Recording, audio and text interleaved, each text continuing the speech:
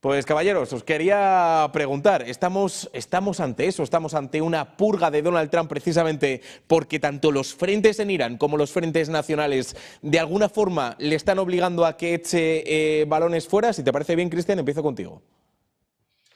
Sí, a ver, esto más o menos reitera lo que venimos exponiendo acá con los compañeros. Me parece que, y a eso me referí en el primer bloque, Donald Trump se encuentra con un país, eso es cierto, para mí por lo menos hay que darle la razón, en que se encuentra con un país realmente en unas condiciones generales pésimas.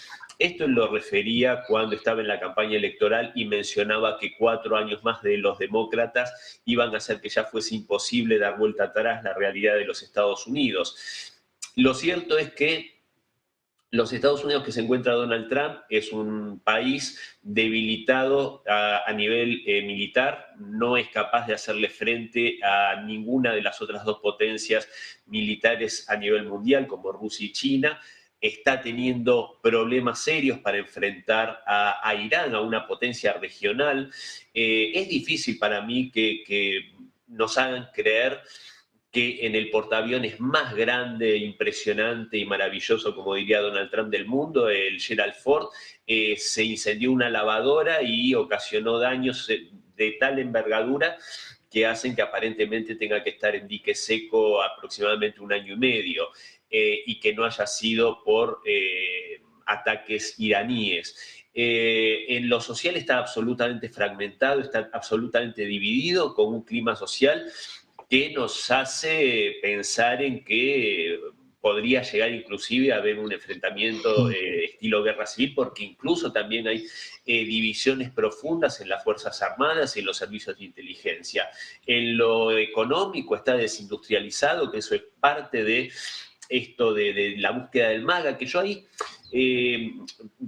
con mucho respeto, por supuesto, pero tengo una pequeña disidencia con Luis. Si bien es cierto, por supuesto, que el MAGA lo crea Donald Trump, pero un MAGA que deje de ser en esencia ideológica lo que el pueblo estaba buscando, en definitiva va a ser un MAGA vacío de contenido y va a terminar diluyéndose en sí mismo, porque va a dejar de representar ese reclamo popular, ¿no?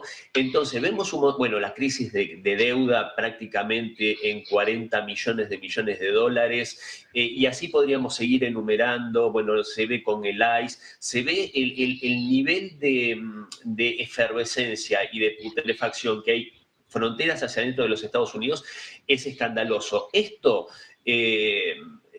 lo reflejan comunicadores como Tucker Carlson, que fueron súper afines a Donald Trump y que a raíz de su oposición a la guerra en Irán ha sido expulsado del movimiento MAGA, también figuras como la ex representante Marjorie Taylor Greene. Bueno, hablábamos de Tulsi Gabbard, que se va del Partido Demócrata y se arrima al Partido Republicano, a Donald Trump, diciendo que es el comandante en jefe que ellos esperan, uno que es capaz de hacer todos los esfuerzos posibles por la paz y como último recurso la guerra, y es capaz de sentarse en frente de dictadores, de enemigos, para buscar diplomáticamente la paz. Está destruyendo todo eso, parece estar decantándose a la peor ala del partido republicano, que yo en eso también, mi humilde mirada es que Trump no tiene, o el MAGA, en ningún momento fue mayoría dentro del Partido Republicano, más bien todo lo contrario, son una minoría. En el primer mandato estaba absolutamente solo, en este tenía un equipo muy bueno, muy interesante, encabezado por J.D. Vance, pero evidentemente se está decantando por la peor cara. Y aparte, quiero aprovechar un minuto, y con esto cierro esta prestigiosa pantalla de Negocios Televisión, porque creo que no se está hablando lo suficientemente y lo suficientemente fuerte como se debe hablar, porque eso también es algo que la sociedad, la mayor parte de la sociedad estadounidense ya no quiere más.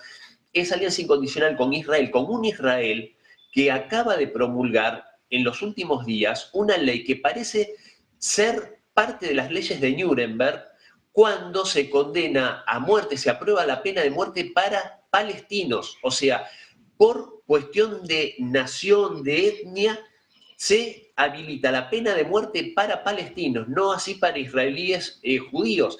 Entonces, esto es realmente de unas proporciones ya tan obscenas, y este hombre, Itamar Ben-Gvir, brindando con champagne en la Knesset, cuando se aprueba esta ley totalmente racista que parece sacada de las leyes de Nuremberg, realmente es algo escandaloso que creo que se tiene que alzar la voz de protesta, y parte de esto, y con esto cierro, es lo que ya no quiere la sociedad estadounidense representada por el MAGA.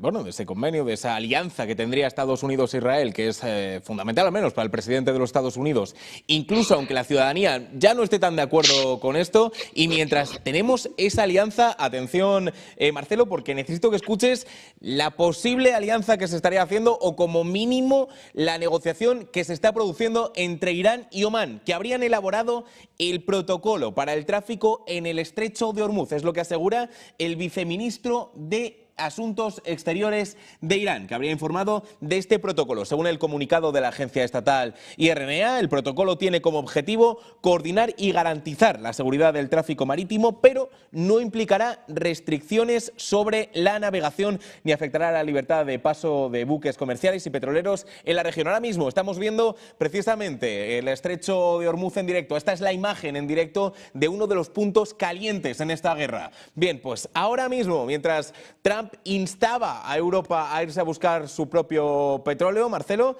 bueno, pues parece ser que Irán y Omán están tratando de desbloquear por fin el flujo comercial en Hormuz.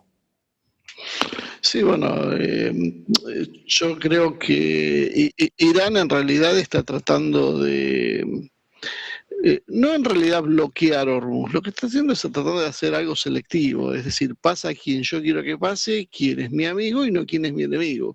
Creo que eso es lo que está jugando, creo que esto lo está jugando aparte en cierta consonancia con una serie de actores regionales, lo vamos a ver con los hutíes que ya se están reactivando nuevamente y que podían estrangular la salida del Mar Rojo, lo cual aumentaría esa llave geopolítica que tiene Irán.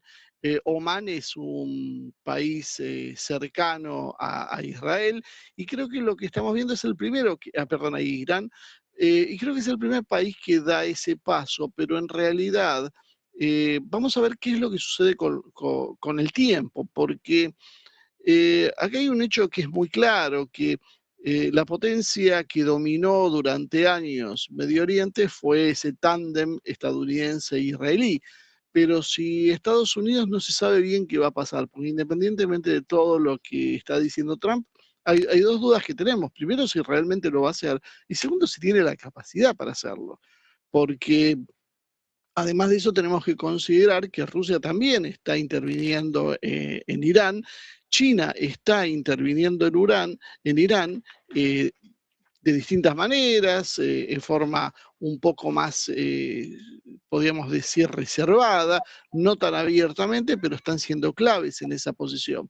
Por lo tanto, cuando se dan las cosas de esta manera, el mensaje es muy claro para los vecinos, para los países integrantes de la región. Si entra en crisis la coalición de Estados Unidos, ¿quién los va a proteger?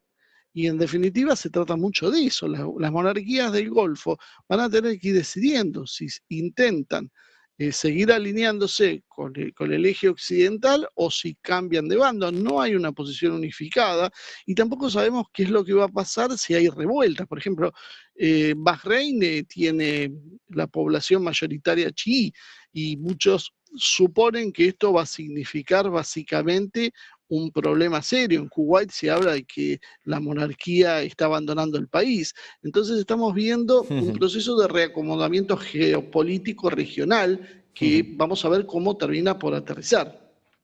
Bueno, veremos. Hablabas precisamente sobre cómo podría defender Estados Unidos a los distintos aliados de la región, pero es que yo voy a lanzar una pregunta, además para acabar ya esta tertulia de forma breve, a Luis Rodrigo, que es ¿cómo puede Estados Unidos defenderse a sí misma? Porque mientras está sucediendo toda esta guerra en Irán, atención, porque funcionarios del FBI han alertado al Congreso de los Estados Unidos sobre un ciberataque chino que habría sido clasificado como un incidente mayor. Según ha informado Fox News, el ataque habría comprometido comprometidos sistemas críticos y podría tener implicaciones significativas en seguridad nacional, infraestructura tecnológica y empresas clave del país. Ahora mismo la alerta sobre la potencial capacidad de China para infiltrarse en redes sensibles y la necesidad de reforzar la ciberseguridad federal. Y tanto que necesidad porque precisamente, Luis Rodrigo, venimos de que hayan hackeado a Kash Patel y ahora nos encontramos con otro episodio de ciberataque en este momento. De forma breve, ¿crees que Estados Unidos